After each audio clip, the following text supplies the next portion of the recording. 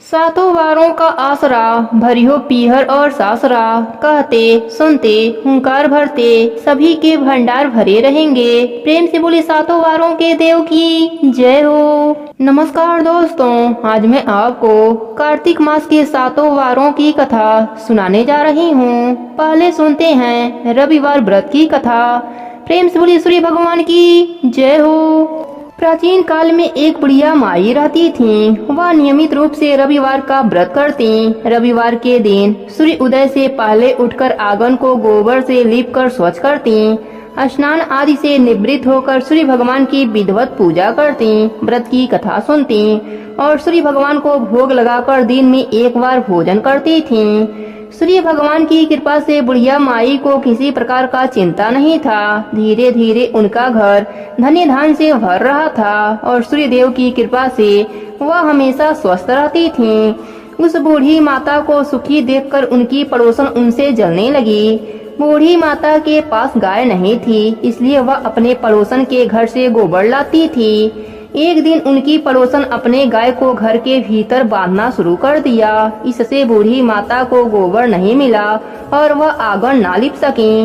आंगन न लिप पाने के कारण बूढ़ी माता ने सूर्य भगवान की पूजा भी न कर सकी और भोजन भी नहीं बनाया तो भोग कैसे लगाती। रात होने पर बूढ़ी माता भूखी प्यासी ही सो गयी। सपने में सूर्य भगवान ने दर्शन दिया और भोग न लगाने का कारण पूछा तो बूढ़ी माता ने सूर्य भगवान से क्षमा मांगी और बताया कि गोबर न मिलने से वह आज घर भी नहीं लीपी और पूजा भी नहीं कर सकी और भोग भी नहीं बना पाई। इस पर सूर्य भगवान ने कहा, बूढ़ी माता, मैं आपके पूजा से प्रसन्न हूँ और मैं आपको एक गाय वरदान में देता हूँ। प्रातः काल सूर्य उदय से पूर्व उस बूढ़ी माता की आंख खुली तो वह अपने घर के आंगन में सुंदर गाय और बछड़े को देखकर बहुत खुश हुई। गाय को आंगन में बांधकर उन्होंने जल्दी से चारा लाकर खिलाया। जब पड़ोसन ने गाय और बछड़े को देखा तो उसकी आंखें फटी की फटी रह गई और वह और जलने लगी। तभी गाय ने सोने का गोबर किया। गोबर देखते ही पड़ोसन हैरान हो गई। उसने तुरंत अपने गाय के गोबर से बदलकर सोने वाला गोबर अपने घर ला दिया।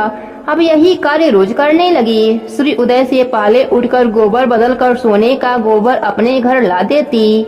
सोने के गोबर से पड़ोसन धनी होने लगी। बूढ़ी माता को सोने के गोबर के बारे में अभी पता नहीं था। बूढ़ी माता हमेशा की तरह रविवार का व्रत करती, पूजा करती, कथा सुनती। एक दिन सूर्य देव ने तेज आंधी चला दिए, जिससे बूढ़ी माता ने अपने गाय को घर के भीतर बांध दिया। बूढ़ी माता ने सुबह जब गाय के सोने का गोबर देखा तो उनको बहुत आश्चर्य हुआ और वह सब जान गईं। उस दिन के बाद से बूढ़ी माता हर रोज अपने गाय को घर के भीतर बांधना शुरू कर दिया। सोने के गोबर से बूढ़ी माता कुछ ही दिनों में बहुत धनी हो गईं। पड़ोसन को सोने का गोबर ना मिल पाता था, इसलिए वह बुरी तरह से जल भूनकर राख हो गई और अपने पति को समझा बुझाकर उसे नगर के राजा के पास भेज दिया।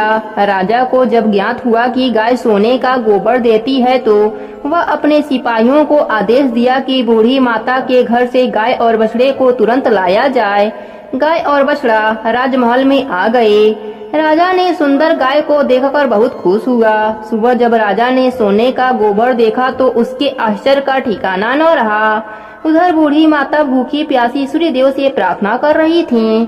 सूर्य देव इस तरह बूढ़ी माता को प्रार्थना करते देख उस पर बहुत करुणा आई। उसी रात सूर्य भगवान ने राजा को सपने में जाकर कहा, राजन, बूढ़ी माता का गाय और बछड़ा तुरंत लौटा दो, नहीं तो तुम पर विपत्तियों का पहाड़ टूट पड़ेगा, तुम्हारा महल नष्ट हो जाएगा।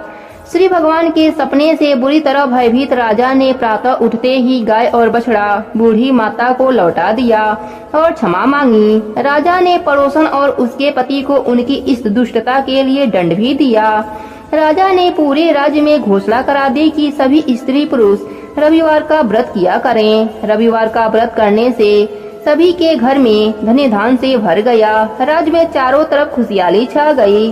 स्त्री पुरुष सुखी जीवन यापन करने लगे। सभी लोगों के शारीरिक कष्ट दूर हो गए, सभी स्वस्थ रहने लगे। रविवार का व्रत करने से मनुष्य को धन, यश, मान सम्मान तथा आरोग्य की प्राप्ति होती है। शरीर में किसी भी प्रकार का चर्म रोग हो तो वह समाप्त हो जाता है। हे सूर्य भगवान, जैसे आपने बूढ़ी माता पर कृपा करी, वैसे ही अपने सभी भक्तों पर अपनी कृपा बनाए रखना। प्रेम से बोलिए सूर्य भगवान की जय हो। अब सुनते हैं सोमवार व्रत की कथा। प्रेम से बोलिए भोलेनाथ की जय हो।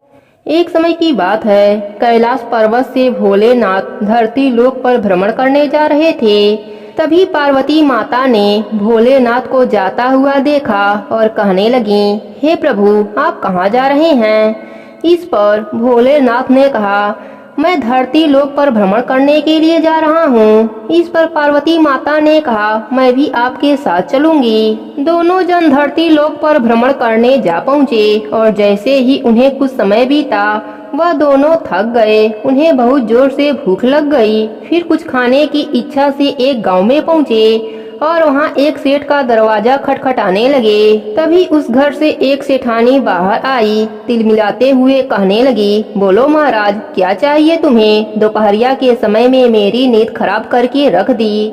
तभी बड़े प्रेम से भोलेनाथ ने उत्तर दिया, हमें कुछ खाने का मन कर रहा है। इतनी बात सुनते ही वह सेठानी गुस्से में बोलने लगी, आप दोनों को कुछ खाने का इतना ही मन हो रहा है तो आपने साथ में अपने घर से कुछ खाने के लिए क्यों नहीं ले लिया?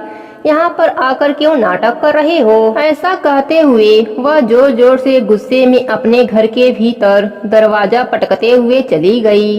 तब भोलेनाथ और माता पार्वती कुछ आगे चले। कुछ दूर आगे जाने पर उन्हें एक बुढ़िया माई मिली। बुढ़िया माई कहने लगी, अरे मैं तो धन्य हो गई, मुझे आपके दर्शन हो गए।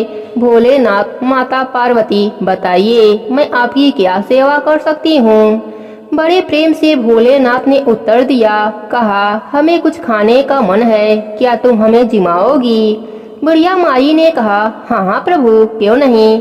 प्रभु, अगर आपको जिमाऊंगी तो मेरे तो भाग्य ही खुल जाएंगे। भगवान को अपने हाथ से जिमाना यह मेरे जीवन की सबसे बड़ी खुशी की बात है कि मैं स्वयं प्रभु को जिमाऊंगी। ऐसा कहते हुए वह अपने घर से एक लोटा लेकर बाहर की ओर जाने लगी। तभी उसे जाता देखकर भगवान ने उससे पूछा, अरे बुढ़िया माई, तू कहाँ जा रही है यह लोटा लेकर? बुढ़िया माई ने कहा, प्रभु, मेरे घर में चावल, दूध और खाड़ नहीं है, उसी को लेने जा रही हूँ। भोलेनाथ ने कहा, अरे तुम अपने घर में जाकर भीतर देखो तो सही, तुम्हारे घर में भंडार लगे हुए हैं, चावल के, दूध के, खाड़ के। तब बुढ़िया माई खुशी से अपने घर के भीतर जा पहुँची और जैसे ही इधर उधर ध्यान पूर्वक देखा, उन्हें ढेर सारे चावल, दूध, चीनी दिखे। उसने बहुत सी खीर बनाई और भगवान को बड़े ही प्रेम से जिमाया। जिमवाने के बाद वह भगवान से पूछने लगी, हे प्रभु, क्या आप मेरे प्रसाद और मेरे सेवा से प्रसन्न हैं? भगवान ने कहा, हाँ बिल्कुल, हम अपने भक्तों की सेवा से हमेशा प्रसन्न रहते हैं। तुम ऐसा क्यों पूछ रही हो? बुढ़िया माई बोली, प्रभु, प्रशंसा तो ठीक है, परंतु एक सवाल और मुझे आपसे पूछना था। इतनी सारी खीर का जो मैंने आपके लिए बनाई है, इसका मैं क्या करूंगी? मेरे यहाँ तो कोई खाने वाला नहीं है। बेटा था जो काफी समय से मुझे छोड़कर चला गया। मैं अकेले रहती हूँ, इतनी बूढ़ी हूँ कि खुद भी ढंग से नहीं खा सकती हूँ। भोलेनाथ ने कहा, तुम अपनी आंखें बंद करो, जब मैं कहूँ तभी तुम अपनी आंखें खोलना और अपने घर की तरफ देखना।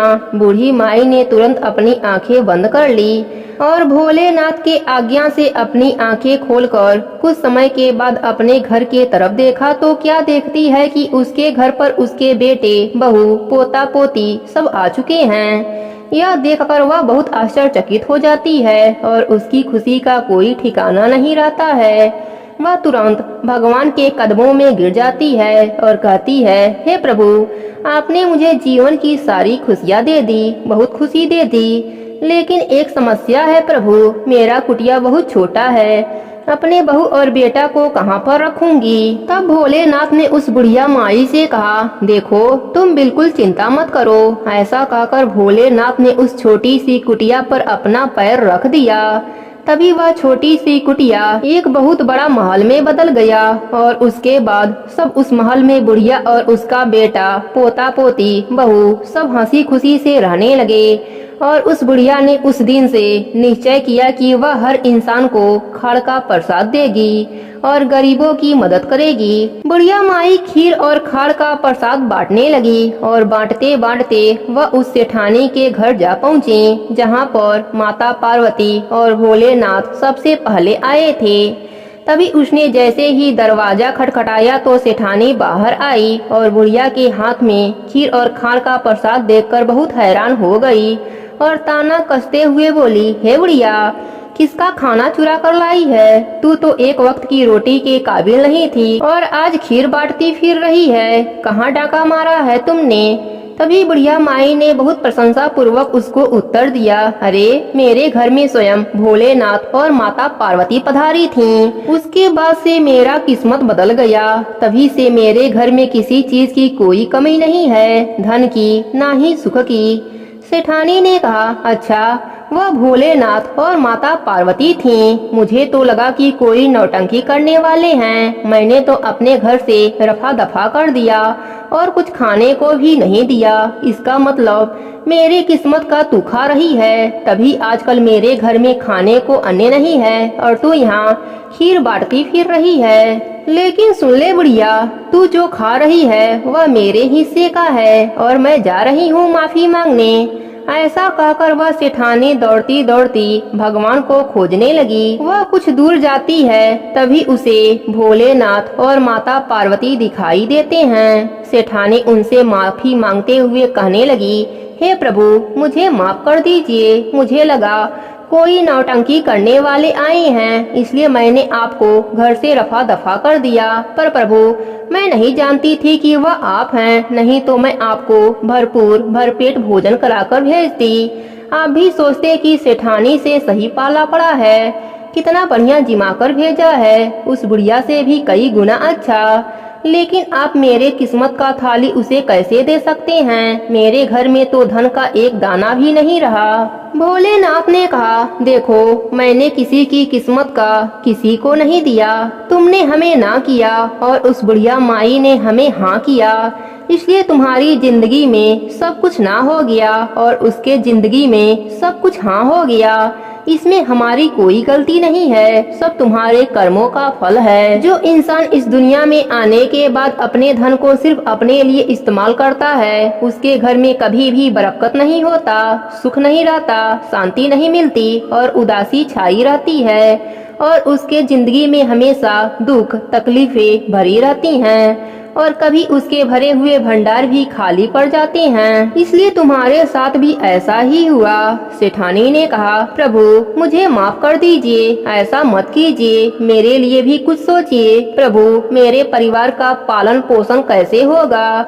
मुझे माफ कर दीजिए प्रभु, मैं अपने जिंदगी में कभी ऐसा नहीं करूंगी। दान पुण्य भी करूंगी, गरीबों को खाना खिलाऊंगी, अपने धन संपत्ति को सिर्फ अपने लिए इस्तेमाल नहीं करूंगी। मैं वादा करती हूँ प्रभु, मुझे माफ कर दीजिए। उसकी बातें सुनकर भोलेनाथ ने कहा, काम तेरा रुकेगा नहीं, धन तेरा टिकेगा नहीं। ऐसा कहकर भोलेनाथ और माता पार्वती धरती लोक से कैलाश पर्वत की ओर चल दिए। प्रेम से बोलिए भोलेनाथ की जय हो, पार्वती माता की जय हो। अब सुनते हैं मंगलवार व्रत की कथा। प्रेम से बोलिए मंगल देव की जय हो। एक बुढ़िया थी, वह मंगल देवता को अपना इष्ट देवता मानकर सदैव मंगल का व्रत रखती और मंगल देव का पूजन किया करती। उसका एक पुत्र था जो मंगलवार को उत्पन्न हुआ था, इस कारण उसको मंगलिया के नाम से बोला करती। मंगल देव के दिन न तो घर को लीपती न ही पृथ्वी खोदती। एक दिन मंगल देवता उसकी श्रद्धा की परीक्षा लेने के लिए उसके घर में साधु का रूप बनाकर आए और द्वार पर आवाज दी। बुढ़िया ने कहा, महाराज क्या आज्ञा है? साधु ने कहा, बहुत भूख लगी है, भोजन बनाना है, इसके लिए तू थोड़ी सी जमीन लीप दे तो तेरा पुण्य होगा। यह सुनकर बुढ़िया ने कहा, महाराज आज तो मंगलवार की व्रती हूँ, इसलिए मैं चौका नहीं लीप सकती। कहो तो जल का छिड़काव कर दूँ, उस पर भोजन बना लेना। साधु कहने लगा कि मैं गोबर से ही लिपे चौके पर खाना बनाता हूँ। बुढ़िया ने कहा, पृथ्वी लिपने के सिवाय और कोई सेवा हो तो मैं सब कुछ करने के वास्ते उद्यत हूँ। तब साधु ने कहा कि सोच समझकर उत्तर दो, जो कुछ भी मैं कहूँ सब तुमको करना होगा। बुढ़िया कहने लगी कि महाराज, पृथ्वी लिपने के अलावा जो भी आज्ञा करोगे उसका पालन अवश्य करूंगी। बुढ़िया ने ऐसे ही 3 बार वचन दे दिया। तब साधु कहने लगा कि तू अपने लड़के को बुलाकर औधा लिटा दे, मैं उसकी पीठ पर भोजन बनाऊंगा। साधु की बात सुनकर बुढ़िया चुप हो गई। तब साधु ने कहा, बुला ले लड़के को, अब सोच विचार क्यों करती है। बुढ़िया मंगलिया मंगलिया कहकर पुकारने लगी। थोड़ी देर बाद लड़का आ गया। बुढ़िया ने कहा, जा बेटे, तुझको बाबा जी बुलाते हैं। लड़के ने बाबा जी से जाके पूछा, क्या आज्ञा है महाराज। बाबा जी ने कहा कि जाओ अपनी माता जी को बुला लाओ। तब माता आ गई तो साधु ने कहा कि तू ही इसको लिटा दे। बुढ़िया ने मंगल देवता का स्मरण करते हुए लड़के को औधा लिटा दिया और उसकी पीठ पर अंगीठी रख दी। कहने लगी कि महाराज, अब जो कुछ आपको करना है कीजिए, मैं जाकर अपना काम करती हूँ। साधु ने लड़के की पीठ पर रखी हुई अंगीठी में आग जलाई और उस पर भोजन पकाया। जब भोजन बन चुका तो साधु ने बुढ़िया से कहा कि अब अपने लड़के को बुला लो, वह भी आकर भोग लगा ले। बुढ़िया कहने लगी कि यह कैसी आश्चर्य की बात है कि उसकी पीठ पर आपने आग जलाई और उसी को प्रसाद के लिए बुलाते हैं। क्या यह संभव है कि अब भी आप उसको जीवित समझते हैं। आप कृपा करके उसका स्मरण भी मुझको न कराइए और भोग लगाकर जहाँ जाना हो जाइए। साधु के अत्यंत आग्रह करने पर बुढ़िया ने ज्यों ही मंगलिया मंगलिया कहकर आवाज लगाई, त्यों ही एक ओर से दौड़ता हुआ वह आ गया। साधु ने लड़के को प्रसाद दिया और कहा कि माई, तेरा व्रत सफल हो गया। तेरे हृदय में दया है और अपने इष्ट देव में अटल श्रद्धा है, इसके कारण तुझको कभी भी कोई कष्ट नहीं पहुँचेगा। हनुमान जी की कृपा से बुढ़िया माई का घर अन्य धन से भर गया। वह सुखी जीवन जीने लगी। हे हनुमान जी, अपने सभी भक्तों पर अपनी कृपा बनाए रखना। कहानी अधूरी हो तो पूरी करना, पूरी हो तो मान रखना। प्रेम से बोलिए हनुमान जी की जय हो, मंगल देवता की जय हो। अब सुनते हैं बुधवार व्रत की गणेश कथा। प्रेम से बोलिए गणेश भगवान की जय हो। एक समय की बात है, एक गांव में एक किसान रहता था। उसकी 2 बेटियां थीं, कमला और बिमला। कमला की शादी अमीर परिवार में हुई, पर बिमला की शादी गरीब परिवार में हुई। अमीर होने के कारण कमला घमंडी हो गई। उसने बिमला को अपने घर पर काम पर रख लिया। बिमला उसके घर का सारा काम करती और बदले में कमला उसे बचा हुआ खाना दे देती। बिमला सीधी साधी थी, नेम धर्म से रहती थी। बिमला गणेश भगवान का नित्य नियम भी निभाती थी। वह जो भी खाना लाती उसको पहले गणेश भगवान को भोग लगाती, उसके बाद ही वह खाती या अपने परिवार को देती। एक दिन कमला के घर में खाना नहीं बचा। बिमला ने जंगल से कुछ आंवले तोड़े, उसे उबालकर पहले गणेश भगवान को भोग लगाया, बच्चों को खिलाया और अपने खाकर सो गई। उसी रात गणेश भगवान ने उसकी भक्ति की परीक्षा लेनी चाहिए। उन्होंने एक बूढ़ी औरत का भेष बनाकर बिमला के घर का दरवाजा खटखटाने लगे। बिमला ने उठकर दरवाजा खोला तो देखा एक बुढ़िया माई खड़ी हैं।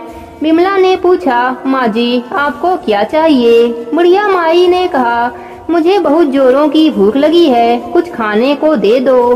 बिमला ने कहा, माँ जी मैं बहुत गरीब हूँ, खाने को कुछ भी नहीं है, बस उबले हुए आंवले रखे हैं, आप खाएंगी। गणेश भगवान बुढ़िया माई के रूप में बोले, हाँ लाओ। तब बिमला ने भोग में चढ़ाए हुए आंवले बुढ़िया माई को खाने को दे दिया। खाने के बाद बुढ़िया माई घर जाने में असमर्था दिखाई। तब बिमला बोली, आप चिंता ना कीजिए, आज आप यहीं सो जाइए, कल सवेरे चली जाना। बुढ़िया माई वहीं सो गईं। थोड़ी देर बाद बुढ़िया माई की नींद खुल गई। उसने कहा, बेटी मेरा पेट खराब हो गया है। बिमला ने कहा, आप अंधेरे में कहाँ जाएंगी, यहीं किसी कोने में निपट लीजिए और अपना हाथ मेरे बालों में पोंछ लीजिए, सुबह उठकर मैं साफ कर लूंगी। बुढ़िया माई ने वैसा ही किया। जब सुबह हुई तो बुढ़िया माई वहाँ नहीं थी। बिमला को लगा शायद मैंने सपना देखा होगा। ऐसा सोचकर वह नहाने के लिए तालाब की ओर चली गई। जब वह नहाने लगी तो उसके बालों से सोना झड़ने लगा। आसपास के लोग देखकर हैरान हो गए। अब बिमला को रात की बात याद आई। वह दौड़ी दौड़ी घर आई। घर आकर उसने देखा कि घर के अंदर चारों ओर सोने के सिक्के बिखरे पड़े हैं। वह खुश होकर गणेश भगवान की जयकारा लगाने लगी। उसने अपने बेटे को मौसी के घर से तराजू लाने के लिए भेजा। उसका बेटा मौसी के पास जाकर तराजू मांगने लगा। मौसी ने पूछा, तराजू का क्या करेगा? बच्चा भोला था। उसने बताया, माँ सोने का सिक्का नापेगी। कमला ने कहा, घर में खाने को दाना नहीं और सोना नापने की बात कर रहा है।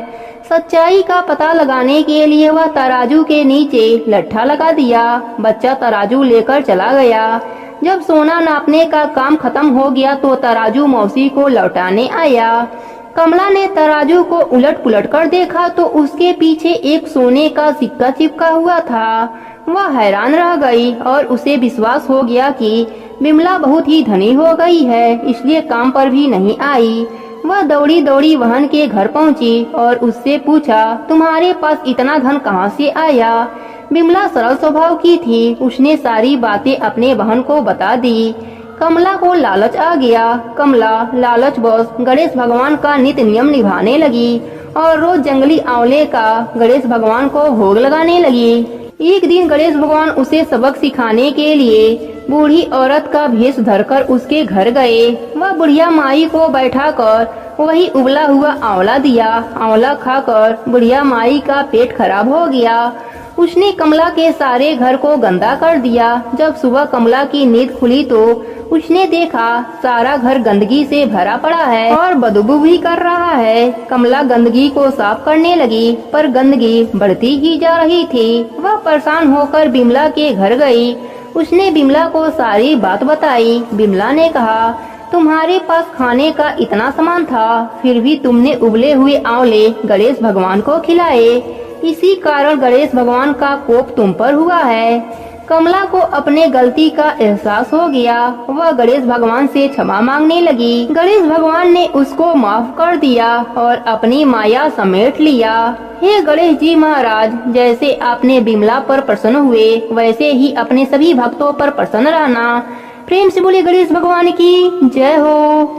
अब सुनते हैं बृहस्पतिवार व्रत की कथा। प्रेम से बोले बृहस्पति देव की जय हो। एक गांव में एक साहूकार रहता था जिसके घर में अन्न, वस्त्र और धन किसी की कोई कमी नहीं थी, परंतु उसकी स्त्री बहुत ही कृषक थी। किसी भिक्षार्थी को कुछ भी नहीं देती, सारे दिन घर के काम काज में लगी रहती। एक समय एक साधु महात्मा बृहस्पतिवार के दिन उसके द्वार पर आ गए और भिक्षा की याचना करने लगे। स्त्री उस समय घर के आंगन को लीप रही थी। इस कारण साधु महाराज से कहने लगी कि महाराज, इस समय तो मैं घर लीप रही हूँ, आपको कुछ नहीं दे सकती, फिर किसी और अवकाश के समय आना। साधु महात्मा खाली हाथ चले गए। कुछ दिन के पश्चात वही साधु महाराज आए। उसी तरह भिक्षा मांगने लगे। साहूकारनी उस समय लड़के को खिला रही थी। कहने लगी, महाराज मैं क्या करूं, अवकाश ही नहीं मिलता, इसलिए आपको भिक्षा नहीं दे सकती।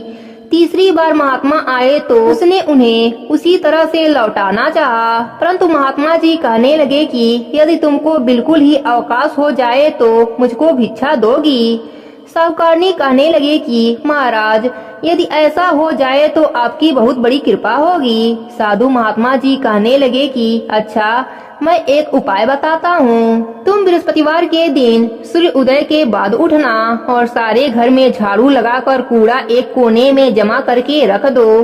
घर के चौका इत्यादि मत लगाओ। फिर स्नान आदि करके घर वालों से कहो कि उस दिन सब हजामत अवश्य बनवाए। रसोई बनाकर चूल्हे के पीछे रख देना, सामने कभी न रखना।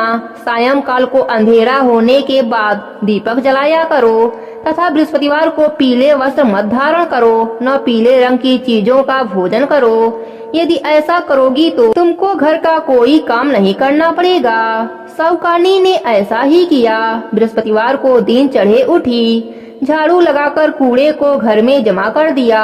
पुरुषों ने हजामत बनवाई, भोजन बनाकर चूल्हे के पीछे रख दिया। वह सब बृहस्पतिवारों को ऐसा ही करने लगी। अब कुछ काल बाद उसके घर में खाने को दाना न रहा। थोड़े दिनों में महात्मा फिर आए और भिक्षा मांगी, परंतु सेठानी ने कहा, महाराज मेरे घर में खाने को अन्न नहीं है, आपको क्या दूं? तब महात्मा ने कहा कि जब तुम्हारे घर में सब कुछ था तब भी तुम कुछ नहीं देती थी, अब पूरा पूरा अवकाश है तभी भी कुछ नहीं दे रही हो, तुम क्या चाहती हो वह कहो। तब सेठानी ने हाथ जोड़कर प्रार्थना की, महाराज अब कोई ऐसा उपाय बताओ कि मेरे पहले जैसा धने धाने हो जाए। अब मैं प्रतिज्ञा करती हूँ कि आप जैसा कहेंगे वैसा ही करूँगी। तब महात्मा जी ने कहा, बृहस्पतिवार को प्रातः काल उठकर स्नान आदि से निवृत्त हो घर को गौ के गोबर से लिपो तथा घर के पुरुष हजामत न बनवावे। भूखों को अन्न जल देती रहना। ठीक सायंकाल दीपक जलाओ। यदि ऐसा करोगी तो तुम्हारी सब मनोकामना भगवान बृहस्पति जी की कृपा से पूर्ण हो जाएगी। सेठानी ने ऐसा ही किया और उसके घर में धने धान वैसा ही हो गया जैसे कि पहले था। इस प्रकार भगवान बृहस्पति जी की कृपा से अनेक प्रकार के सुख भोग कर दीर्घ काल तक जीवित रही। हे बृहस्पति देव, अपने सभी भक्तों पर अपनी कृपा बना के रखना। कहानी अधूरी हो तो पूरी करना, पूरी हो तो मान रखना। प्रेम से बोली बृहस्पति देव की जय हो। अब सुनते हैं शुक्रवार व्रत की कथा। प्रेम से बोली संतोषी माता की जय हो। एक बुढ़िया थी और उसके 7 पुत्र थे। 6 कमाने वाले थे, एक निकम्मा था। बुढ़िया माँ 6 पुत्रों की रसोई बनाती, भोजन कराती और पीछे से जो कुछ बचता सो 7वें को दे देती थी। परंतु वह बड़ा भोला भाला था, मन में कुछ विचार न करता था। एक दिन अपनी बहू से बोला, देखो मेरी माता मुझ पर कितना प्यार लुटाती है। वह बोली, क्यों नहीं, सबका जूठा बचा हुआ तुमको खिलाती है। वह बोला, भला ऐसा भी कहीं हो सकता है? मैं जब तक आंखों से ना देखूं मान नहीं सकता। बहू ने हंसकर कहा, तू देख लोगे तब तो मानोगे। कुछ दिन के बाद बड़ा त्योहार आया। घर में 7 प्रकार के भोजन और चूरमा के लड्डू बनाए गए। वह इस बात का पता लगाने के लिए सिर दर्द का बहाना बनाकर पतला कपड़ा ओढ़कर रसोई घर में सो गया और कपड़े में से सब देखता रहा। 6 भाई भोजन करने आए। उसने देखा माँ ने उनके लिए सुंदर सुंदर आसन बिछाए हैं, 7 प्रकार की रसोई परोसी है। वह आग्रह करके जिमाती है। वह देखता रहा। 6 भाई भोजन कर उठे। तब माता ने उनकी जूठी थालियों में से लड्डू के टुकड़े को उठाया और एक लड्डू बनाया। जूठन साफ पर बुढ़िया माँ ने पुकारा, उठो बेटा, 6 भाई भोजन कर गए, अब तू ही बाकी है, उठ, कब खाएगा? वह कहने लगा, माँ मुझे भोजन नहीं करना, मैं परदेश जा रहा हूँ। माता ने कहा, कल जाता हो तो आज ही चला जा। वह बोला, हाँ हाँ आज ही चला जाता हूँ। यह कहकर वह घर से निकल गया। चलते समय बहू की याद आई। वह गौशाला में उबले ताप रही थी। वहीं जाकर उससे बोला, हम जामे परदेश को आवेंगे कुछ काल, तुम रहियो संतोष से अपना धर्म पाल। वह बोली, जाओ पिया आनंद से, हमरू सोच हटाए, राम भरोसे हम रहें, ईश्वर तुम्हें सहाय। देख निशानी आपकी, देख धरू मैं धीर, सुधी हमारी मत बिसरियो, रखियो मन गंभीर। वह बोला, मेरे पास तो कुछ नहीं, यह अंगूठी है, सो ले ले और अपनी कुछ निशानी मुझे दे दे। वह बोली, मेरे पास क्या है, यह गोबर भरा हाथ है। यह कहकर उसकी पीठ में गोबर के हाथ की थाप मार दी। वह चल दिया। चलते चलते दूर देश में पहुंचा। वहाँ पर एक साहूकार की दुकान थी। वहाँ जाकर कहने लगा, भाई मुझे नौकरी पर रख लो। साहूकार को जरूरत थी। वह बोला, राजा। लड़के ने पूछा, तनख्वाह क्या दोगे? साहूकार ने कहा, काम देखकर दाम मिलेगा। साहूकार की नौकरी मिली। वह सवेरे 7 बजे से रात तक नौकरी बजाने लगा। कुछ दिनों में दुकान का सारा लेन देन, हिसाब किताब, ग्राहकों को माल बेचना, सारा काम करने लगा। साहूकार के 7-8 नौकर थे। वे सब चक्कर खाने लगे कि यह तो बहुत होशियार बन गया है। सेठ ने भी काम देखा और 3 महीने में उसे आधे मुनाफे का साझीदार बना लिया। वह 12 वर्ष में ही नामी सेठ बन गया। और मालिक सारा कारोबार उस पर छोड़कर बाहर चला गया। अब बहू पर क्या बीती सो सुनो। सास ससुर उसे दुख देने लगे, सारी गृहस्थी का काम करके उसे लकड़ी लेने जंगल में भेजते। इस बीच घर की रोटियों के आटे से जो भूसी निकलती उसकी रोटी बनाकर रख दी जाती और फूटे नारियल के खोपड़े में पानी मिलता। इस तरह दिन बीतते रहे। एक दिन वह लकड़ी लेने जा रही थी कि रास्ते में बहुत सी स्त्रियां संतोषी माता का व्रत करती दिखाई दी। वह वहां खड़ी हो कथा सुनकर बोली, बहनों, यह तुम किस देवता का व्रत करती हो और इसके करने से क्या फल मिलता है? इस व्रत के करने की क्या विधि है? यदि तुम अपने व्रत का विधान मुझे साझा कर करोगी तो मैं तुम्हारा एहसान मानूंगी। तब उनमें से एक स्त्री बोली, सुनो, यह संतोषी माता का व्रत है। इसके करने से निर्धनता दरिद्रता का नाश होता है और लक्ष्मी आती है, मन की चिंताएं दूर होती है, घर में सुख होने से मन को प्रशंसा और शांति मिलती है, निपुत्र को पुत्र मिलता है, प्रियतम बाहर गया हो तो जल्दी आवे, कुंवारी कन्या को मनपसंद वर मिले, राजद्वारे में बहुत दिनों से मुकदमा चलता हो तो खत्म हो जावे, सब तरह सुख शांति हो, घर में धन जमा हो, पैसा जायदाद का लाभ हो, रोग दूर हो जावे और जो कुछ मन में कामना हो वह सब संतोषी माता की कृपा से पूरी हो जाती है, इसमें संदेह नहीं। वह पूछने लगी, यह व्रत कैसे किया जावे यह भी बताओ तो बड़ी कृपा होगी। स्त्री कहने लगी, 1.25 रुपए का गुड़ चना लेना, इच्छा हो तो 5.25 रुपए का लेना या 11.25 रुपए का भी सहूलियत अनुसार लेना। बिना परेशानी श्रद्धा और प्रेम से जितना बन सके सवाया लेना। 1.25 रुपए से 5.25 रुपए तक, इसमें भी ज्यादा शक्ति और भक्ति अनुसार लें। हर शुक्रवार को निराहार रह कथा कहना सुनना, इसके बीच क्रम टूटे नहीं, लगातार नियम पालन करना। सुनने वाला कोई न मिले तो घी का दीपक जला उसके आगे जल के पात्र को रख कथा कहना, परंतु नियम न टूटे जब तक कार्य सिद्ध न होवे।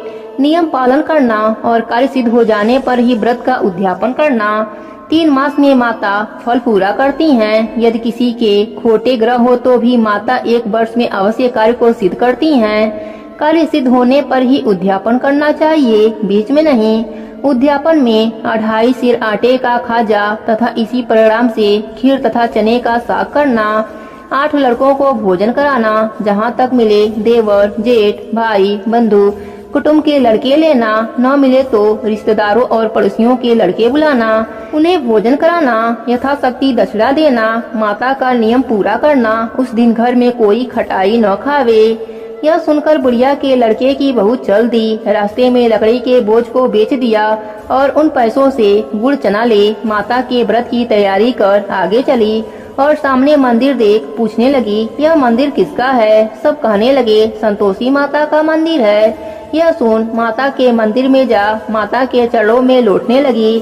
दिन होकर विनती करने लगी, माँ, मैं निपट मूर्ख हूँ, व्रत के नियम कुछ नहीं जानती, मैं बहुत दुखी हूँ। हे माता जगजननी, मेरा दुख दूर कर, मैं तेरे शरण में हूँ।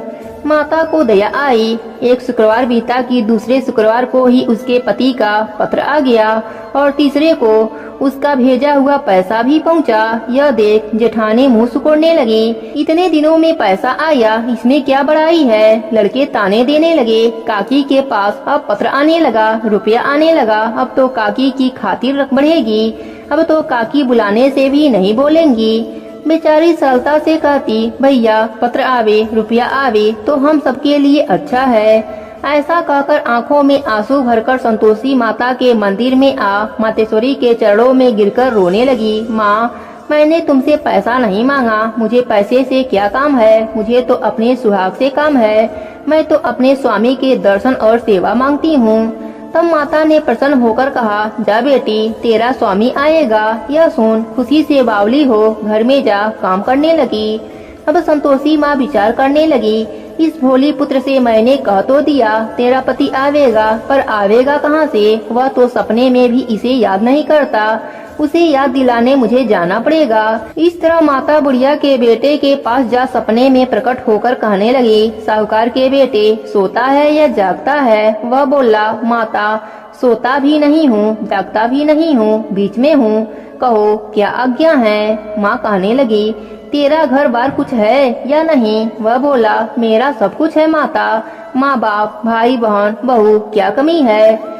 माँ बोली, भोले पुत्र, तेरी स्त्री घोर कष्ट उठा रही है, माँ बाप उसे दुख दे रहे हैं, वह तेरे लिए तरस रही है, तू उसकी सुध ले। वह बोला, हाँ माता, यह तो मुझे मालूम है, परंतु मैं जाऊँ तो कैसे जाऊँ? परदेश की बात है, लेन देन का कोई हिसाब नहीं है, कोई जाने का रास्ता नजर नहीं आता, कैसे चला जाऊँ? माँ कहने लगी, मेरी बात मान, सवेरे नहा धोकर संतोषी माता का नाम ले, घी का दीपक जला, दंडवत कर दुकान पर बैठ जाना। देखते देखते तेरा लेन देन सब चुकता हो जाएगा, जमा माल बिक जाएगा, सांझ होते होते धन का ढेर लग जाएगा।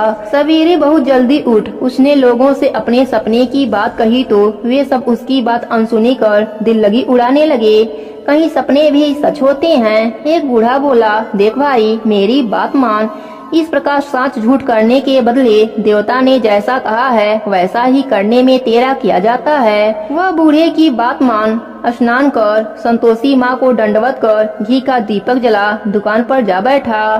थोड़ी देर में वह क्या देखता है कि देने वाले रुपया लाए, लेने वाले हिसाब लेने लगे। कोठे से भरे सामानों के खरीदार नगद दाम से सौदा करने लगे। शाम तक धन का ढेर लग गया। माता का चमत्कार देख प्रसन्न हो मन में माता का नाम ले घर ले जाने के वास्ते गहना कपड़ा खरीदने लगा और वहाँ के काम से निमट कर वह घर को रवाना हुआ। वहाँ बहू बेचारी जंगल में लकड़ी लेने जाती है। लौटते वक्त माँ के मंदिर पर विश्राम करती है। वह तो उसका रोजाना रुकने का स्थान था।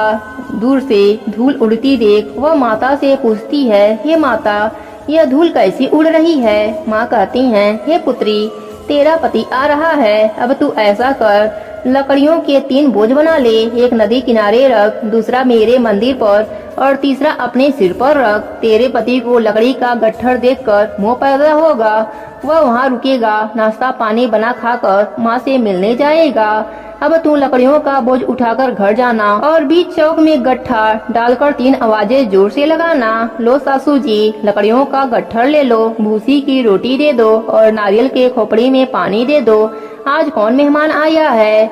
माँ की बात सुन बहू बहुत अच्छा माता कहकर प्रसन्न हो लकड़ियों के 3 गट्ठर बनाई, एक नदी तट पर, एक माता के मंदिर पर रख। इतने में ही एक मुसाफिर आ पहुँचा। सूखी लकड़ी देख उसकी इच्छा हुई कि अब यहीं विश्राम करें और भोजन बना खाकर गांव जावें। इस प्रकार भोजन बना विश्राम कर वह गांव को गया। सबसे प्रेम से मिला। उसी समय बहू सिर पर लकड़ी का गट्ठर लिए आती है। लकड़ी का भारी बोझ आंगन में डाल जोर से 3 आवाज देती है, लो सासू जी, लकड़ी का गट्ठर ले लो, भूसी की रोटी दे दो, नारियल के खोपड़ी में पानी दे दो। आज कौन मेहमान आया है? यह सुनकर सास बाहर आई। अपने दिए हुए कष्टों को भुलाते हुए कहती है, बहू ऐसा क्यों कहती है? तेरा मालिक ही आया है, आ बैठ, मीठा भात खा, भोजन कर, कपड़े गहने पहन।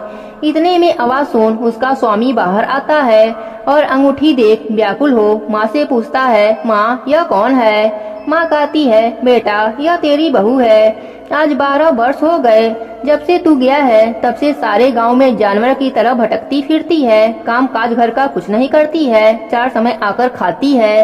अब तुझे देखकर भूसी की रोटी और नारियल के खोपड़ी में पानी मांग रही है। वह लज्जित हो बोला, ठीक है माँ, मैंने इसे भी देखा है और तुम्हें भी देखा है। अब मुझे दूसरे घर की ताली की चाबी दो, मैं उसी में रहूंगा। तब माँ बोली, ठीक है बेटा, तेरी जैसी मर्जी, कहकर ताला का गुच्छा पटक दिया। उसने ताली ली। दूसरे कमरे में जो तीसरी मंजिल के ऊपर था खोलकर सारा सामान जमाया। एक दिन में ही वहाँ राजा के महल जैसा ठाट बाट बना लिया। अब क्या था, वे दोनों सुख पूर्वक रहने लगे। इतने में अगला शुक्रवार आया। बहू ने अपने पति से कहा कि मुझे माता का उद्यापन करना है। पति बोला, बहुत अच्छा, खुशी से करो। वह तुरंत ही उद्यापन की तैयारी करने लगी। जेठ के लड़कों को भोजन के लिए कहने लगी। उसने मंजूरी किया, परंतु पीछे जेठानी अपने बच्चों को सिखलाती है, देखो रे, भोजन के समय तुम लोग खटाई मांगना, जिससे उसका उद्यापन पूरा न हो सके। लड़के जिमने आए, खीर पेट भर के खाई, परंतु याद आते ही कहने लगे, हमें कुछ खटाई दे दो, खीर खाना हमें भाता नहीं है, देखकर अरुचि होती है। बहू कहने लगी, खटाई किसी को नहीं दी जाएगी, यह तो संतोषी माता का प्रसाद है। लड़के तुरंत उठ खड़े हुए, बोले पैसा लाओ। बोली बहू कुछ नहीं जानती थी, सो उन्हें पैसा दे दिया। लड़के उसी समय जा करके इमली खाने लगे। यह देखकर बहू पर संतोषी माता कोपित हो गईं। राजा के दूत उसके पति को पकड़कर ले गए। जेठ जेठानी मनमनाने खोटे वचन कहने लगे। लूट लूट कर धन इकट्ठा कर लाया था, सो राजा के दूत पकड़कर ले गए। अब सब मालूम पड़ जाएगा जब जेल की हवा खाएगा। बहू से यह वचन सहा नहीं गया। रोती रोती माता के मंदिर में गई। हे माता, तुमने यह क्या किया? हंसाकर अब क्यों रुलाती हो? माता बोली, पुत्री, तूने उद्यापन करके मेरा व्रत भंग कर दिया है। इतनी जल्दी सब बातें भुला दिया। वह कहने लगी, माता, भूली तो कुछ नहीं हूँ, न कुछ अपराध किया है। मुझे तो लड़कों ने भूल में डाल दिया। मैंने भूल से उन्हें पैसे दे दिया, मुझे क्षमा कर देना। माँ बोली, ऐसी भी कहीं भूल होती है? वह बोली, माँ, मुझे माफ कर दो, मैं फिर तुम्हारा उद्यापन करूँगी। माँ बोली, अब भूल मत करना। वह बोली, अब नहीं होगी। माँ, अब बताओ वह कैसे आएंगे? माँ बोली, जा पुत्री, तेरा पति तुझे रास्ते में आता मिलेगा। वह घर को चल दी। राह में पति आता मिला। उसने पूछा, कहाँ गए थे? तब वह कहने लगा, इतना धन कमाया था, उसका टैक्स राजा मांग रहा था, वह भरने गया था। वह प्रसन्न होकर बोली, भला हुआ, अब घर चलो। कुछ दिन बाद फिर शुक्रवार आया। वह बोली, मुझे माता का उद्यापन करना है। पति ने कहा, करो। वह फिर जेठ के लड़के से भोजन करने के लिए कहने लगी। जेठानी ने तो एक दो बातें सुनाई और लड़कियों को सिखा दिया कि तुम पहले खटाई मांगना। लड़के कहने लगे, हमें खीर खाना नहीं भाता, जी बिगड़ता है, कुछ खटाई दे दो। वह बोली, खटाई खाने को नहीं मिलेगी, आना हो तो आओ। वह ब्राह्मणों के लड़कों को भोजन कराने लगी। यथाशक्ति दक्षिणा की जगह एक एक फल उन्हें दिया। इससे संतोषी माता प्रसन्न हुई। माता की कृपा होते ही 9वें मास उसको चंद्रमा के समान सुंदर पुत्र प्राप्त हुआ। पुत्र को लेकर प्रतिदिन माता जी के मंदिर में जाने लगी। माँ ने सोचा कि यह रोज आती है, आज क्यों न मैं इसके घर चलूं, इसका आसरा देखूं तो सही। यह विचार कर माता ने भयानक रूप बनाया। गुड़ और चने से सना मुख, ऊपर सूर्य के समान ओठ, उस पर मक्खियां भिन भिन कर रही थीं। देहलीज में पाँव रखते ही उसकी सास चिल्लाई, देखो रे, कोई चुड़ैल डाकनी आ रही है, लड़को इसे भगाओ, नहीं तो यह किसी को खा जाएगी। लड़के डरने लगे, चिल्लाकर खिड़की बंद करने लगे। छोटी बहू रोशनदान में से देख रही थी। प्रशंसा से पगली होकर चिल्लाने लगी, आज मेरी माताजी मेरे घर आई हैं। यह कहकर बच्चे को दूध पिलाने से हटाती है। इतने में सास का क्रोध फूट पड़ा। बोली, राण, इसे देखकर कैसी उतावली हुई है जो बच्चे को पटक दिया। इतने में माँ के प्रताप से जहाँ देखो वहीं लड़के ही लड़के नजर आने लगे। वह बोली, माँ जी, मैं जिनका व्रत करती हूँ यह वही संतोषी माता हैं। इतना कह झट से सारे घर के किवाड़ खोल देती है। सबने माता के चरण पकड़ लिए और विनती करने लगे, हे माता, हम मूर्ख हैं, हम अज्ञानी हैं, पापी हैं। तुम्हारे व्रत की विधि हम नहीं जानते थे। तुम्हारा व्रत भंग कर हमने बहुत बड़ा अपराध किया है। हे माता, आप हमारा अपराध क्षमा करो। इस प्रकार माता प्रसन्न हुई। हे संतोषी माता, जैसे आप बहू पर प्रसन्न हुई, वैसे ही अपने सभी भक्तों पर प्रसन्न रहना। कहानी अधूरी हो तो पूरी करना, पूरी हो तो मान रखना। प्रेम से बोली संतोषी माता की जय हो। प्रेम से बोली शनिदेव की जय हो। एक समय सूर्य, चंद्रमा, मंगल, बुध, बृहस्पति, शुक्र, शनि, राहु और केतु, इन ग्रहों में आपस में झगड़ा हो गया कि हम सब में सबसे बड़ा कौन है। सब अपने आप को बड़ा कहते थे। जब आपस में कोई निश्चय न हो सका तो सब के सब आपस में झगड़ते हुए इंद्र के पास आए और कहने लगे कि आप सब देवताओं के राजा हो, इसलिए आप हमारा न्याय करके बतलाओ कि हम 9 ग्रहों में सबसे बड़ा कौन है। राजा इंद्र इनका प्रश्न सुनकर घबरा गए और कहने लगे कि मुझ में यह सामर्थ्य नहीं है जो किसी को बड़ा या छोटा बतलाऊं। मैं अपने मुख से कुछ नहीं कह सकता हूँ। हाँ, एक उपाय हो सकता है। इस पृथ्वी पर राजा विक्रमादित्य दूसरों के दुखों का निवारण करने वाला है, इसलिए तुम सब मिलकर उन्हीं के पास जाओ, वही तुम्हारे दुखों का निवारण करेंगे। ऐसा वचन सुनकर सभी ग्रह देवता चलकर भूलोक में राजा विक्रमादित्य के सभा में जाकर उपस्थित हुए और अपना प्रश्न राजा के सामने रखा। राजा उनकी बात सुनकर बड़ी चिंता में पड़ गए कि मैं अपने मुख से किसको बड़ा और किसको छोटा बतलाऊं। जिसको छोटा बताऊंगा वही क्रोध करेगा। परंतु उनका झगड़ा निपटाने के लिए एक उपाय सोचा। उन्होंने सोना, चांदी, कांसा, पीतल, सीसा, रंगा, जस्ता, अभ्रक और लोहा 9 धातुओं के 9 आसन बनवाए। सब आसनों को क्रम से जैसे सोना सबसे पहले और लोहा सबसे पीछे बिछाए गए। इसके पश्चात राजा ने सब ग्रहों से कहा कि आप सब अपने अपने सिंहासनों पर बैठिए। जिसका आसन सबसे आगे है वह सबसे बड़ा है और जिसका आसन सबसे पीछे है वह सबसे छोटा जाना जाएगा। क्योंकि लोहा सबसे पीछे था और वह शनिदेव का आसन था, इसलिए शनिदेव ने समझ लिया कि राजा ने मुझको सबसे छोटा बना दिया है। इस पर शनि को बड़ा क्रोध आया और कहा कि राजा, तू मेरे पराक्रम को नहीं जानता। सूर्य एक राशि पर 1 महीना, चंद्रमा 2.25 महीना, मंगल 1.5 महीना, बृहस्पति 13 महीने, बुध और शुक्र 1 महीने, परंतु मैं एक राशि पर 2.5 अथवा 7.5 साल तक रहता हूँ। बड़े बड़े देवताओं को भी मैंने भीषण दुख दिया है। राजन सुनो, राम जी को 7.5 आई और वनवास हो गया और रावण पर आई तो राम को लक्ष्मण ने सेना लेकर लंका पर चढ़ाई कर दी, रावण के कुल का नाश कर दिया। हे राजा, अब तुम सावधान रहना। राजा कहने लगा, जो कुछ भाग्य में होगा देखा जाएगा। उसके बाद अन्य ग्रह तो प्रशंसा के साथ चले गए, परंतु शनिदेव बड़े क्रोध के साथ वहां से पधारे। कुछ काल व्यतीत हो जाने पर जब राजा को 7.5 की दशा आई तो शनिदेव घोड़े के सौदागर बनकर अनेक सुंदर घोड़ों के सहित राजा की राजधानी में आए। जब राजा ने सौदागर के आने की खबर सुनी तो अश्वपाल को अच्छे अच्छे घोड़े खरीदने की आज्ञा दी। अश्वपाल ऐसी अच्छी नस्ल के घोड़े देखकर और उनका मूल्य सुनकर चकित हो गया और तुरंत ही राजा को खबर दी। राजा उन घोड़ों को देखकर एक अच्छा सा घोड़ा चुनकर सवारी के लिए चढ़ा। राजा के घोड़े की पीठ पर चढ़ते ही घोड़ा जोर से भागा। घोड़ा बहुत दूर एक बड़े जंगल में जाकर राजा को छोड़कर अंतर्ध्यान हो गया। इसके बाद राजा अकेला जंगल में भटकता फिरता रहा। बहुत देर के पश्चात राजा ने भूख और प्यास से दुखी होकर भटकते भटकते एक ग्वाले को देखा। ग्वाले ने राजा को प्यास से व्याकुल देखकर पानी पिलाया। राजा की उंगली में एक अंगूठी थी, उसे निकालकर प्रशंसा के साथ ग्वाले को दे दी और शहर की ओर चल दिया। राजा शहर में पहुंचकर एक सेठ की दुकान पर जाकर बैठ गया और अपने आप को उज्जैन का रहने वाला तथा अपना नाम बीका बतलाया।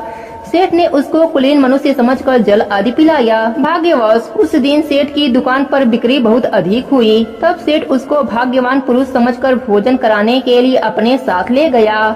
भोजन करते समय राजा ने आश्चर्य की बात देखी कि खूंटी पर हार लटका रहा है, वह खूंटी उस हार को निगल रही है।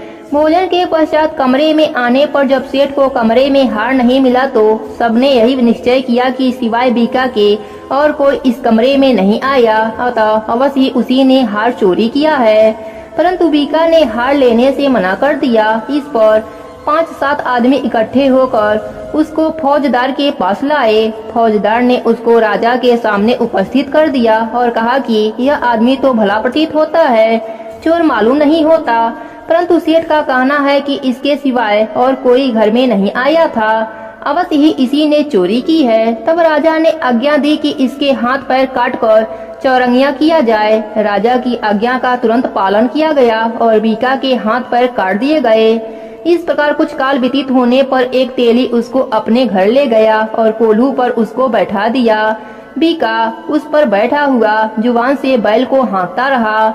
शनि की दशा समाप्त हो गई और एक रात को वर्षा ऋतु के समय मल्लाह राग गाने लगा। उसका गाना सुनकर उस शहर के राजा की कन्या उस राग पर मोहित हो गई और दासी को खबर लेने को भेजी कि शहर में कौन गा रहा है। दासी सारे शहर में फिरती फिरती क्या देखती है कि तेली के घर में चौरंगिया राग गा रहा है। दासी ने महल में आकर राजकुमारी को सारा वृतांत सुनाया। बस उसी क्षण राजकुमारी ने अपने मन में यह प्रण कर लिया कि चाहे कुछ भी हो मैंने इस चौरंगिया के साथ ही विवाह करूंगी। प्रातः काल होते ही जब दासी ने राजकुमारी को जगाना चाहा तो राजकुमारी अनशन व्रत लेकर पड़ी रही। तब दासी ने रानी के पास जाकर राजकुमारी के न उठने का वृतांत कहा। रानी ने तुरंत ही वहाँ पर आकर राजकुमारी को जगाया और उसके दुख का कारण पूछा। तो राजकुमारी ने कहा कि माताजी, मैंने यह प्रण कर लिया है कि तेली के घर में जो चौरंगिया है उसी के साथ विवाह करूंगी। माता ने कहा, पगली, यह क्या बात कर रही है? तुझको किसी देश के राजा के साथ विवाह जाएगा। कन्या कहने लगी कि माताजी, मैं अपना प्रण कभी नहीं तोड़ूंगी। माता ने चिंतित होकर यह बात राजा को बताई। जब महाराज ने भी आकर यह समझाया कि मैं अभी देश देशांतर में अपने दूत भेजकर सुयोग्य, रूपवान एवं बड़े से बड़े गुड़ी राजकुमार के साथ तुम्हारा विवाह करूंगा, ऐसी बात तुमको कभी नहीं विचारनी चाहिए। कन्या ने कहा, पिताजी, मैं अपने प्राण त्याग दूंगी, परंतु दूसरे से विवाह नहीं करूंगी। इतना सुनकर राजा ने क्रोध से कहा कि यदि तेरे भाग्य में ऐसा ही लिखा है तो जैसी तेरी इच्छा हो वैसा ही कर। राजा ने तेली को बुलाकर कहा कि तेरे घर में जो चौरंगिया है उसके साथ मैं अपनी कन्या का विवाह करना चाहता हूँ। तेली ने कहा कि यह कैसे हो सकता है? कहाँ आप हमारे राजा और कहाँ मैं एक नीच जाति का तेली। परंतु राजा ने कहा कि भाग्य लिखे को कोई टाल नहीं सकता, अपने घर जाकर विवाह की तैयारियां करो। राजा ने उसी समय तोरण और बंदरवा लगवाकर अपनी राजकुमारी का विवाह चौरंगिया बना विक्रमादित्य के साथ करा दिया। रात्रि को जब विक्रमादित्य और राजकुमारी महल में सोए तो आधी रात के समय शनिदेव ने विक्रमादित्य को सपना दिया कि राजा, कहो मुझको छोटा बताकर तुमने कितना दुख उठाया। राजा ने क्षमा मांगी। शनिदेव ने प्रसन्न होकर विक्रमादित्य को हाथ पैर दे दिए। तब राजा ने कहा, महाराज, मेरी प्रार्थना स्वीकार करें कि जैसा दुख आपने मुझे सौंप दिया है ऐसा और किसी को मत देना। शनिदेव ने कहा कि तुम्हारी यह प्रार्थना स्वीकार है। जो मनुष्य मेरी कथा सुनेगा या कहेगा उसको मेरी दशा में कभी किसी प्रकार का दुख नहीं होगा, और जो नित्य ही मेरा ध्यान करेगा या चींटियों को आटा डालेगा उसके सब मनोरथ पूर्ण होंगे। इतना कहकर शनिदेव अपने धाम को चले गए। राजकुमारी की आंख खुली और उसने राजा के हाथ पांव सही सलामत देखे तो आश्चर्य को प्राप्त हुई। उसको देखकर राजा ने अपना समस्त हाल कह दिया कि मैं उज्जैन का राजा विक्रमादित्य हूँ। यह बात सुनकर राजकुमारी अत्यंत प्रसन्न हुई। प्रातः काल राजकुमारी से उसकी सखियों ने पूछा तो उसने अपने पति का समस्त वृतांत कह सुनाया। तब सबने प्रशंसा प्रकट की और कहा कि ईश्वर ने अपनी मनोकामना पूर्ण कर दी है। जब उस सेठ ने यह बात सुनी तो वह विक्रमादित्य के पास आया और राजा विक्रमादित्य के पैरों पर गिरकर क्षमा मांगने लगा कि आप पर मैंने चोरी का झूठा दोष लगाया, अतः आप मुझको जो चाहे दंड दे दीजिए। राजा ने कहा, मुझ पर शनिदेव का कोप था, इसी कारण यह सब दुख मुझको प्राप्त हुआ। इसमें तुम्हारा कोई दोष नहीं है, तुम अपने घर जाकर अपना कार्य करो। सेठ बोला कि मुझे तभी शांति होगी जब आप मेरे घर चलकर प्रीति पूर्वक भोजन करेंगे। राजा ने कहा कि जैसी आपकी मर्जी वैसा ही करें। सेठ अपने घर जाकर अनेक प्रकार के सुंदर भोजन बनवाया और राजा विक्रमादित्य को प्रीति भोज दिया। जिस समय विक्रमादित्य भोजन कर रहे थे एक अत्यंत आश्चर्य की बात सबको दिखाई दी। जो खूंटी पहले हार निगल गई थी वह अब हार उगल रही है। जब भोजन समाप्त हो गया तो सेठ ने हाथ जोड़कर बहुत सी मोहरे राजा को भेंट की और कहा कि मेरे श्री कंवर नामक एक कन्या है, उसका पाणी ग्रहण आप करें। इसके बाद सेठ ने अपनी कन्या का विवाह राजा के साथ कर दिया और बहुत सा दान दहेज दिया। इस प्रकार कुछ दिनों तक वहाँ निवास करने के पश्चात विक्रमादित्य ने शहर के राजा से कहा कि अब मेरी उज्जैन जाने की इच्छा है। फिर कुछ दिन के बाद विदा लेकर राजकुमारी मनभावनी, सेठ की कन्या श्री कौरी तथा दोनों जगह के दहेज में प्राप्त अनेक दास दासी, रथ और पालकियों सहित विक्रमादित्य उज्जैन की तरफ चले। जब शहर के निकट पहुँचे और पुरवासियों ने राजा के आने का संवाद सुना तो समस्त उज्जैन की प्रजा आगवानी के लिए आई। तब बड़ी प्रशंसा से राजा अपने महल में पधारे। सारे शहर में बड़ा भारी महोत्सव मनाया गया और रात्रि को दीपमाला की गई। दूसरे दिन राजा ने शहर में यह सूचना कराई कि शनिचर देवता सब ग्रहों में सर्वोपरि हैं। मैंने इनको छोटा बतलाया, इसी से मुझको यह दुख प्राप्त हुआ है। इस कारण सारे शहर में सदा शनिचर की पूजा और कथा होने लगी। राजा और प्रजा अनेक प्रकार के सुख भोगती रही। जो कोई शनिचर की इस कथा को पढ़ता या सुनता है, शनिदेव की कृपा से उसके सब दुख दूर हो जाते हैं। हे शनिदेव जी महाराज, जैसे आपने राजा को दुख दिया वैसा दुख किसी को मत देना, सबके ऊपर अपनी कृपा बनाए रखना। कहानी अधूरी हो तो पूरी करना, पूरी हो तो मान रखना। प्रेम से बोली शनिदेव महाराज की जय हो।